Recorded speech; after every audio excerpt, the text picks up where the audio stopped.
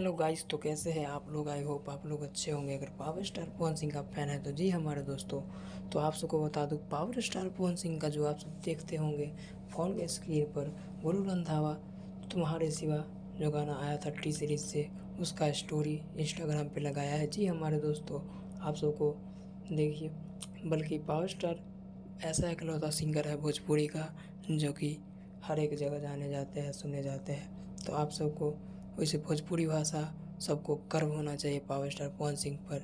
बिहार का लाल है जो भोजपुरी को इतना आगे लेके चला गया। जी हमारे दोस्तों, तो आप सबको ये वीडियो कैसा लगा? अगर अच्छा लगा तो लाइक शेयर कमेंट ज़रूर कीजिएगा।